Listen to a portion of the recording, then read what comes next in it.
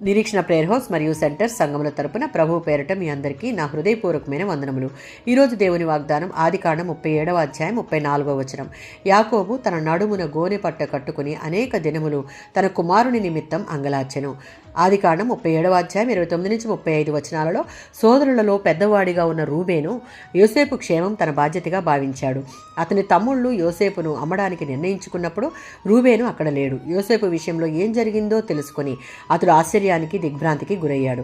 యోసేపు దుష్టమృగం చేత చీల్చబడినని అతని అంగీని మేకపిల్ల రక్తంలో ముంచి యాకోబునద్దకు తేగా అది యాకోబు గుర్తుపట్టి అందరిలోకి అత్యంత ప్రీతిపాత్రుడైన చిన్న కుమారుడు చనిపోయెను అని యాకోబు తన బట్టలు చింపుకొని తన నడుమున గోనెపట్ట కట్టుకుని అనేక దినములు తన ప్రియ కుమారుని నిమిత్తం అంగలార్చిన సందర్భంలోనిది.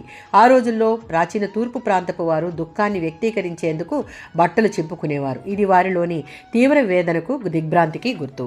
సంఖ్యాకాండం 14వ అధ్యాయం 4 నుంచి 9 వచనాలలో ఇశ్రాయేలీయులను బానిసత్వం నుండి విడిపించుటకు ఎన్ని కార్యములు చేసినా వారిని అక్కడి నుంచి తీసుకుని వచ్చినా వారు అనుకున్నది దొరకనప్పుడు, చిన్న అసౌకర్యం కలిగినప్పుడు ముందువన్నీ మర్చిపోయి దేవుడు వారికి స్వాస్థ్యంగా ఇస్తానన్న దేశానికి వ్యతిరేకంగా దేవుడు ఎన్నుకున్న నాయకులైన వారు మోషే, అహరోను, కాలేబు, యెహోషువ వంటి వారిని ధిక్కరించేలా చేసింది.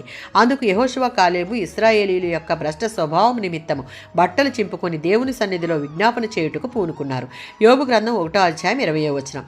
యోబు తనకు అత్యంత ప్రియమైన కుమారులు సమస్తమును కోల్పోయినప్పుడు బట్టలు చింపుకొని క్షౌరం చేయించుకుని గోనెపట్ట కట్టుకుని దేవుని దూషించేందుకు బదులు యోబు ఆయనను స్తుతించాడు. ఇక్కడ యోబు కలిగి ఉన్న విశ్వాసం అతనికి కలిగిన నష్టాలు, దుఃఖం వీటన్నిటికంటే ఉన్నతంగా ఉంది.